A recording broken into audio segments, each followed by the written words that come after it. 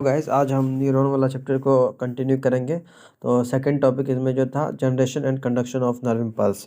तो इसमें क्या है, सबसे पहले न्यूरॉन क्या है, कैसा सेल है, एक्साइटेबल सेल है। न्यूरॉन जो है वो एक्साइटेबल सेल है, क्योंकि इसका जो मेम्ब्रेन होता है वो पोलराइज्ड स्टेट में रहता है। पोलराइज्ड स्टेट का मीनिंग ये हुआ कि इसके बाहर वाला मतलब पोलराइज्ड पॉजिटिव नेगेटिव चार्ज इस पे मेम्ब्रेन पे प्रेजेंट रहता है। ठीक है, उसी तरह इसमें जो है इसके जो मेम्ब्रेन होता है, न्यूरल मेम्ब्रेन पे डिफरेंट टाइप्स का आयन चैनल्स प्रेजेंट होता है। ठीक है, आयन चैनल जो होता है वो सिलेक्टिवली परमेबल होता है डिफरेंट आयंस के लिए। ठीक है, मतलब डिफरेंट आयंस के लिए इसमें डिफरेंट टाइप का आयन चैनल्स प्रेजेंट होता है मेम्ब्रेन पे, न्यूरल मेम्ब्रेन पे।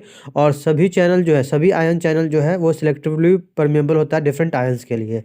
ठीक है, जब न्यूरॉन कोई भी इम्पल्स कंडक्ट नहीं करता है, when neuron not conduct any impulse, तब वो रेस्टिंग स्टेज में जब रहता है तो एक्सोनल मेम्ब्रेन जो होता है वो न्यूरल मेम्ब्रेन वो पोटेशियम के लिए ज़्यादा परमेबल होता है। ठीक है, मोर परमेबल पोटेशियम, और लगभग इम्परमेबल किसके लिए होता है, सोडियम आयन के लिए इम्परमेबल होता है। इसी तरह मेम्ब्रेन जो है नेगेटिव चार्ज के लिए इम्परमेबल होगा। जो नेगेटिव चार्ज प्रोटीन जो एक्सोप्लाज्म में होगा उसके लिए इम्परमेबल होता है।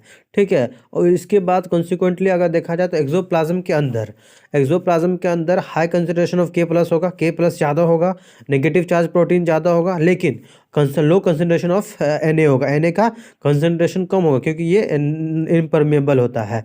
ठीक है, इसके अलावा देखो फ्लूइड के बाहर की बात जब हम करें तो बाहर में क्या होगा, इसका उल्टा हो जाएगा।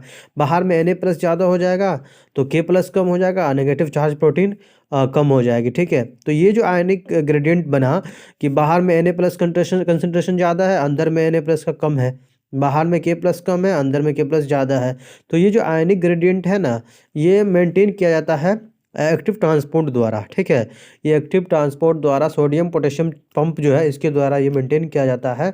3Na आउटसाइड जाता है और 2K+ अंदर आता है। ठीक है, जिसकी वजह से क्या होता है, जो बाहर वाला जो सरफेस होता है वो पॉजिटिवली चार्ज होता है और अंदर वाला सरफेस नेगेटिव चार्ज होता है। ठीक है, देखो 3Na बाहर ज़्यादा है पॉजिटिव चार्ज, तो बाहर पॉजिटिव हो जाएगा, अंदर K+ कम है तो वो अंदर वाला चार्ज नेगेटिव हो जाएगा। तो इसीलिए पोलराइज्ड स्टेज है। पोलराइज्ड मतलब पोलरिटी जानते हो ना, कोई बैटरी लेते हो उसमें एक पॉजिटिव चार्ज होता है, एक नेगेटिव चार्ज होता है। इसी तरह ये एक मेम्ब्रेन है, एक तरफ पॉजिटिव चार्ज है, एक तरफ अब बाहर की तरफ पॉजिटिव चार्ज है। अगर रेस्टिंग कंडीशन बात करें तो बाहर की तरफ पॉजिटिव चार्ज है, अंदर की तरफ नेगेटिव चार्ज है। नेक्स्ट हम बात करते हैं, देखो अब रेस्टिंग स्टेट में जो रेस्टिंग प्लाज्मा मेम्ब्रेन का जो पोटेंशियल डिफरेंस होगा बाहर और अंदर में, उसको बोला जाता है रेस्टिंग पोटेंशियल। ठीक है, जो पोटेंशियल डिफरेंस होगा उसको रेस्टिंग पोटेंशियल बोला जाता है। अब हम आगे बात करते हैं, अगर कोई जो मान लो कोई 8A साइट है, कोई साइट है, वहाँ पे अगर पोलराइज स्टेट में पहले पोलराइज्ड है और कोई स्टिमुलेट A साइट पे आता है, तो जब पोलराइज्ड A साइट पे कोई भी स्टिमुलस आएगा तो वहाँ पे जो है ना एक Na+ वोल्टेज गेटेड चैनल होता है जो कि खुल जाता है। स्टिमुलस आने के बाद कोई भी साइट ए पे स्टिमुलस आने के बाद जो Na+ वोल्टेज गेटेड चैनल होता है वो खुल जाता है। खुलने के बाद क्या होगा, Na+ अंदर आने लगेगा, फ्री परमेबल हो जाएगा, रैपिड इन्फ्लक्स होगा Na का। ठीक है, अब देखो Na+ अगर अंदर आ रहा है तो अंदर में पॉजिटिव चार्ज बढ़ रहा है, तो बाहर में क्या होगा, नेगेटिव चार्ज बढ़ जाएगा। ठीक है, अंदर में पॉजिटिव चार्ज बढ़ रहा है तो बाहर में पॉजिटिव चार्ज कम हो जाएगा और बाहर का ओवरऑल पोलरिटी कैसा हो जाएगा, नेगेटिव हो जाएगा। तो उसका जो पोलरिटी का जो वो था वो रिवर्स हो जाएगा, आउटर सरफेस पे नेगेटिव चार्ज हो जाएगा, अंदर सरफेस पे पॉजिटिव चार्ज हो जाएगा, क्योंकि रैपिड इन्फ्लक्स ऑफ Na+ होगा स्टिमुलस आने के बाद।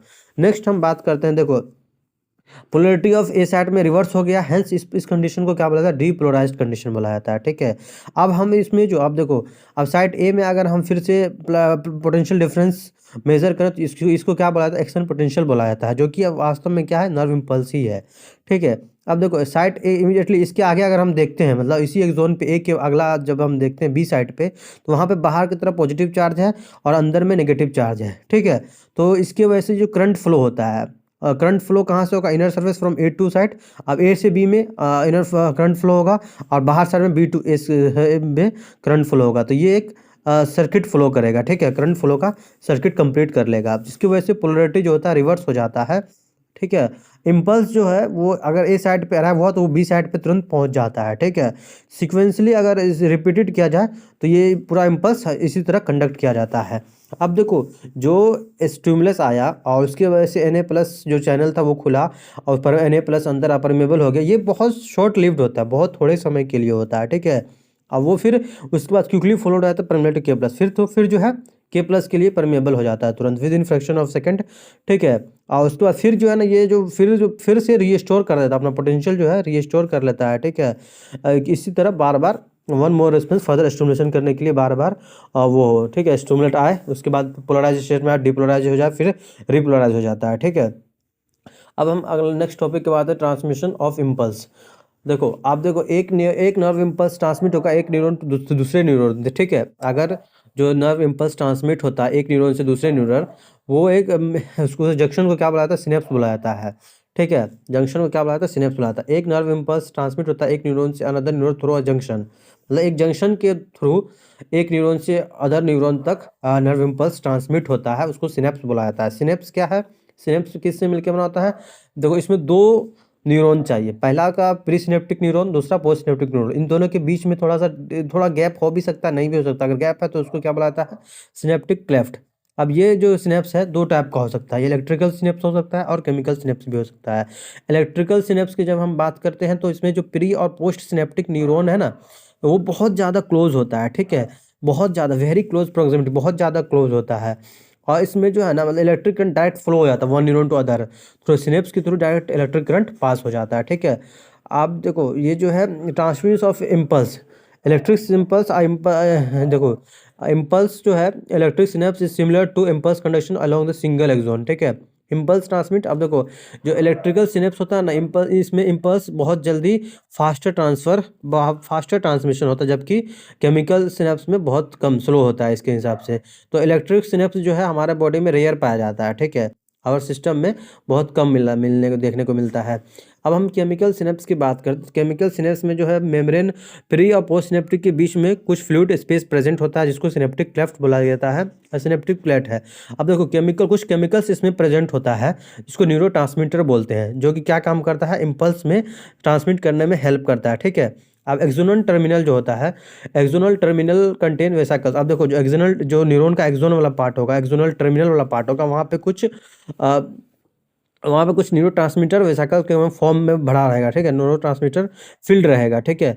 जब इम्पल्स उस पर अराइव होता है तो वो जो वेसिकल्स प्रेजेंट है, सिनेप्टिक वेसिकल जो प्रेजेंट है, वो मेम्ब्रेन के थ्रू जाएगा और फ्यूज़ हो जाएगा। फ्यूज़ होने के बाद जो वो मेम्ब्रेन से रिलीज़ हो जाएगा, जितना भी सिनेप्टिक वेसिकल में न्यूरोट्रांसमीटर प्रेजेंट था वो सब बाहर रिलीज़ हो जाएगा, ठीक है। और रिलीज़ होने के बाद कहाँ जाएगा, वो अगले न्यूरॉन के पोस्ट सिनेप्टिक मेम्ब्रेन पे, वहाँ पे कुछ स्पेसिफिक रिसेप्टर प्रेजेंट होता है, वहाँ पे वो जाके बाइंड हो जाएगा। बाइंड होने के बाद, अब देखो बाइंड हो गया तो इस तरह ही binding open channel allowing the entry of ions. अब चैनल बाइंड होने के बाद रिसेप्टर बाइंड हो गया, नया पोटेंशियल जनरेट हो जाएगा। तो ये भी जो न्यू पोटेंशियल डेवलप्ड हुआ है, या तो एक्साइटेटरी भी हो सकता है या इनिबिटरी भी हो सकता है, ठीक है। अब हम अगला topic central nervous system, central neural system की बात करते हैं। देखो ब्रेन जो है ये बहुत बड़ा मेजर ऑर्गेन है हमारे बॉडी का, जो कि क्या काम करता है, सेंट्रल इन्फॉर्मेशन, सब पूरा इन्फॉर्मेशन का प्रोसेसिंग, कंट्रोलिंग सब यही करता है। इसे ये किसकी तरह, कमांड एंड कंट्रोल के सिस्टम की तरह वर्क करता है, ठीक है। ये हमारा जितना भी मूवमेंट है, वॉलेंट्री मूवमेंट हो, बॉडी का बैलेंस करना हो, वाइटल इनवॉलेंट्री ऑर्गेन का फंक्शन जितना भी, heart, lungs, kidney, temperature regulate करना हो, थर्मोरेगुलेशन हो, हंगर, भूख लगना या प्यास लगना, और 24 साइकिल का रिदम जो भी है, और एंडोक्राइन की तरह भी काम का एक्टिविटी करता है, ह्यूमन बिहेवियर सब ब्रेन ही करता है, ब्रेन ही वर्क करता है, ठीक है। इसके अलावा अगर कुछ साइट की बात करें, विजन वाला साइट हो गया, हेयरिंग, पिचिंग, ये इमोशन, सब यही प्रोसेसिंग, सब इसी द्वारा प्रोसेसिंग किया जाता है, ब्रेन के द्वारा ही प्रोसेस किया जाता है। अब ब्रेन जब इतना major central information processing organ है, तो इसको जो ह्यूमन ब्रेन को एक वेल प्रोटेक्टेड स्कल में रखा जाता है, ठीक है। स्कल में वेल प्रोटेक्टेड रखा जाता है। अब अंदर इस स्कल के अंदर ब्रेन प्रेजेंट है, तो ब्रेन का जो कवरिंग है उसको क्रेनियल मैनिंग्स बुलाया जाता है, ठीक है। क्रेनियल मैनिंग्स, जो ब्रेन को जो ऊपर वाला लेयर से कवर करता है उसको क्रेनियल मैनिंग्स बोला जाता है। मैनिंग्स का जो 3 पार्ट होता है, ठीक है। आउटर वाला लेयर जो होता है उसको डूरामेटर बोलते हैं, बीच वाला पार्ट थिन होता है उसको अरेक्नाइड लेयर बोलते हैं, अंदर वाला पार्ट जो कि एक्चुअल में ब्रेन टिश्यू से कॉन्टेक्ट में उसको पायामीटर बोलते हैं, ठीक है। अब ब्रेन को फर्दर 3 डिवाइड में बांटा जाता है, 3 मेजर पार्ट्स में, फोर ब्रेन, मिड ब्रेन और हाइंड ब्रेन, ठीक है। तो फोर ब्रेन की जब हम बात करते हैं तो फोर ब्रेन किससे मिलकर होता है, फोर ब्रेन सेरेब्रम, थैलेमस और हाइपोथैलेमस से मिलकर बना होता है, ठीक है। सेरेब्रम जो है वो ज़्यादातर ह्यूमन ब्रेन का मेजर पार्ट सेरेब्रम ही है, ह्यूमन ब्रेन का ज़्यादा पार्ट कौन, सेरेब्रम ही पार्टिसिपेट करता है, ठीक है। अब देखो सेरेब्रम जो है उसमें सेरेब्रम दो सेरेब्रम का दो पार्ट होता है, लेफ्ट और राइट, ठीक है। उसका जो है लॉन्गिट्यूडनली अगर इसमें डिवाइड होता है, बीच में डिफ्ट क्लेफ्ट प्रेजेंट होता है, ठीक है। और लॉन्गिट्यूडनली इसमें दो हाफ्स प्रेजेंट होता है, जिसको लेफ्ट और राइट सेरेब्रल हेमिस्फीयर बोला जाता है, ठीक है। और जो हेमिस्फीयर है वो आपस में कुछ नर्व, ट्रैक्ट ऑफ नर्व से जुड़ा रहता है, जिसको कॉर्पस कैलोसम बोला जाता है, ठीक है। कुछ नर्व से जुड़ा रहता है, इसको कॉर्पस कैलोसम बोला जाता है। आप देखो सेरेब्रल हेमिस्फीयर के ऊपर कुछ सेल्स का लेयर प्रेजेंट होता है, जिसको क्या बोलते हैं, सेरेब्रल कॉर्टेक्स बोला जाता है, जो कि बहुत प्रोमिनेंट फोल्ड में पाया जाता है। अब सेरेब्रल कॉर्टेक्स में जो है ना बहुत सारा ग्रे मैटर प्रेजेंट होता है, इसीलिए ग्रेइश अपीयरेंस, इसका कलर जो है ग्रेइश नेचर का होता है, ठीक है। अब इसमें इस जो neural cell bodies are considered here giving colour, जो भी न्यूरॉन अगर जो ग्रे मैटर ज़्यादा प्रेजेंट है तो ग्रे कलर का हो जाएगा, अगर वाइट मैटर ज़्यादा प्रेजेंट है तो वाइटिश हो जाएगा, ठीक है। अब जो सेरेब्रल कॉर्टेक्स है इसका क्या फंक्शन है, मोटर, इसमें मोटर एरिया, सेंसरी एरियाज और लार्ज एरिया, जो कि ना तो सेंसरी और ना क्लियरली नॉन मोटर की तरह एरिया हो, वो ऐसे एरिया को एसोसिएशन एरिया बोला जाता है, एसोसिएशन एरिया बोला जाता है, जिसका मेन फंक्शन क्या होता है, इंटरसेंसरी एसोसिएशन करना, मेमोरी, कम्युनिकेशन वगैरह में हेल्प करता है, ठीक है। मतलब सेरेब्रल कॉर्टेक्स में मोटर एरिया प्रेजेंट होगा, सेंसरी होगा और कुछ एसोसिएशन एरिया प्रेजेंट होगा, ठीक है। अब देखो आगे जो कुछ जहाँ पे वाइट लेयर का अपीयरेंस है उसको वाइट मैटर बोला जाता है। अब देखो सेरेब्रम जो होता है वो हाइपोथैलेमस के रेप्स पे होता है, wraps around the structure thalamus कहलाता है। अब थैलेमस का मेजर फंक्शन है, मेजर कोऑर्डिनेटिंग सेंटर है, ये मेजर कोऑर्डिनेटिंग सेंटर है फॉर सेंसरी और मोटर सिग्नल के लिए, ये मेजर कोऑर्डिनेटिंग सेंटर है सेंसरी और मोटर सिग्नल के लिए, ठीक है। अगला ब्रेन का जो इम्पोर्टेंट पार्ट है वो हाइपोथैलेमस है। हाइपोथैलेमस थैलेमस के नीचे प्रेजेंट रहता है। हाइपोथैलेमस में बहुत सारा सेंटर पाया जाता है, जैसे बॉडी टेम्परेचर को रेगुलेट करता है, और जो भूख लगना, ड्रिंकिंग वाटर, ये सब को रेगुलेट करता है। बहुत सारा न्यूरो सेक्रेटरी सेल प्रेजेंट होता है, जिसको न्यूक्लाई बोलते हैं। न्यूक्लाई बाद में हार्मोन रिलीज करता है, जो कि हाइपोथैलेमिक हार्मोन कहलाता है। अंदर वाला पार्ट जो सेरेब्रल हेमिस्फीयर का है वो बहुत सारा डीप लाइक स्ट्रक्चर रहता है, जिसको एमिगडेला, हिप्पोकैम्पस, स्टेसी प्रेजेंट रहता है, ठीक है, जो कि एक कम्प्लेक्स स्ट्रक्चर मिल हाइपोथैलेमस के साथ मिलकर एक कम्प्लेक्स स्ट्रक्चर बनाता है, इसको लिम्बिक लोब या लिम्बिक सिस्टम बोलते हैं। इसका इन्वॉल्व क्या है, इसका यूज़ क्या है, ये सेक्सुअल बिहेवियर, एक्सप्रेशन, इमोशनल में, एक्साइटमेंट में, प्लेजर में, या फिर फेयर डर वुड में, मोटिवेशन में, इसका लिम्बिक सिस्टम का बहुत बड़ा इंपॉर्टेंट रोल है। नेक्स्ट हम बात करते हैं मिड ब्रेन। मिड ब्रेन जो है ये फोर ब्रेन का जो थैलेमस और हाइपोथैलेमस और हाइंड ब्रेन का पोन्स है, इसके बीच में पाया जाता है, ठीक है। और बीच में ही एक कैनाल प्रेजेंट होता है, इसको सेरेब्रल एक्वेडक्ट कहते हैं, जो कि मिड ब्रेन से पास होता है, ठीक है। और जो मिड ब्रेन का डोर्सल पार्ट पोर्शन होता है वो उसमें मेनली 4 राउंडिंग लोब्स प्रेजेंट होते हैं, जिसको कॉर्पोरो क्वाड्रिजेमिना बोलते हैं, कॉर्पोरा क्वाड्रिजेमिना बोलते हैं, ठीक है। मिड ब्रेन और हाइंड ब्रेन को दोनों मिलके ब्रेन स्टेम बनाता है, ठीक है। अब हाइंड ब्रेन की बात करें तो हाइंड ब्रेन में क्या क्या प्रेजेंट है, पोन्स प्रेजेंट है, सेरेब्रल, मेडुला, मेडुला को मेडुला ऑब्लोंगेटा भी बोला जा सकता है।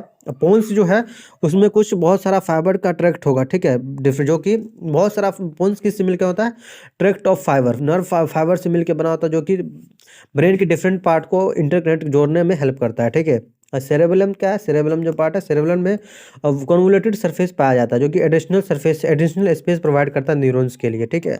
अब मेडुला की बात करें तो मेडुला जो है ब्रेन और स्पाइनल कोड, ब्रेन को स्पाइनल कोड से कनेक्ट करता है, ठीक है, ब्रेन को स्पाइनल कोड से कनेक्ट करता है मेडुला, ठीक है। Medulla contain centre which, medulla के पास भी बहुत सारा सेंटर प्रेजेंट होते हैं, रेस्पिरेटरी सेंटर हो गया, उसको कंट्रोल करेगा, कार्डियोवास्कुलर रिफ्लेक्स को कंट्रोल करेगा, ठीक है, गैस्ट्रिक सिक्रेशन को कंट्रोल करेगा, ठीक है। ब्रेन स्टेम जो है वो ब्रेन और स्पाइनल कोड के बीच में कनेक्शन प्रोवाइड करता है, ठीक है।